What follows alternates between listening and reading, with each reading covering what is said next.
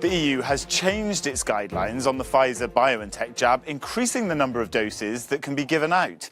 Now doctors can draw up to 6 doses from each vial of the vaccine instead of just 5, boosting the number of available doses by 20%.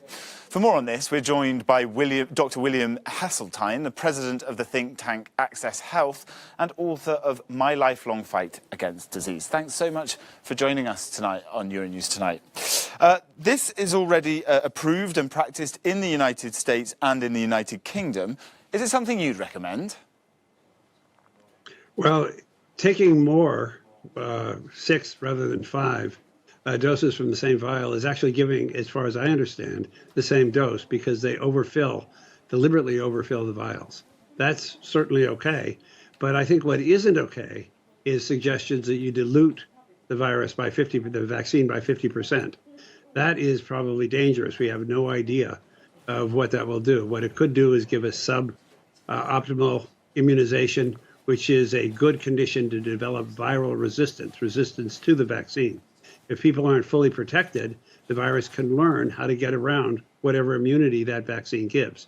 So 1 extra dose is not a problem because the vials are overfilled usually, deliberately overfilled. But what the suggestion to dilute it by half is not a good idea.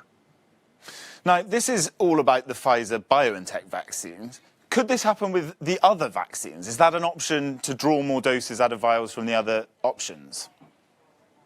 I suspect, but don't know for sure, that all vaccine manufacturers overfill a little bit.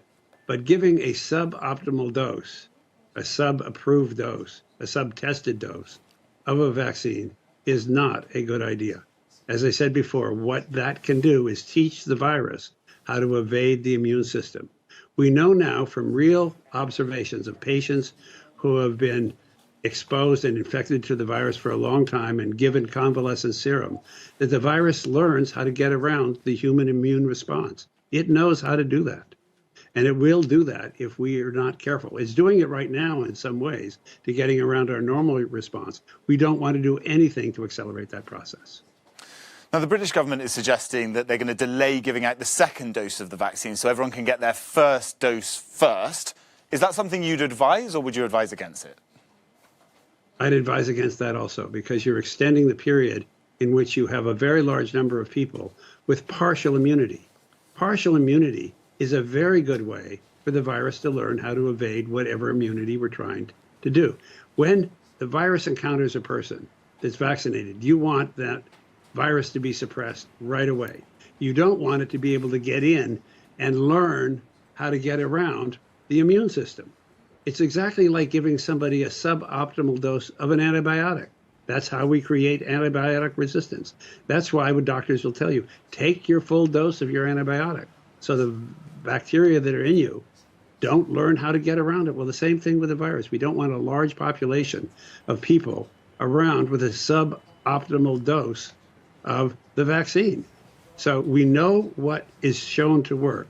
We should stick with it until we do a trial to know that a suboptimal dose or a lower dose works as well. Otherwise, we're running a grave risk. And by the way, the people who are discussing this in Britain know that. They've said that. We're taking a risk. I don't think they calculate how bad that risk will be to have a whole nother strain that's resistant to all the vaccines. I don't think they're really thinking that clearly about what they're talking about. Yeah, stark warning that the virus could adapt. Dr. William Hasseltine, thank you so much for your time on Euronews Tonight.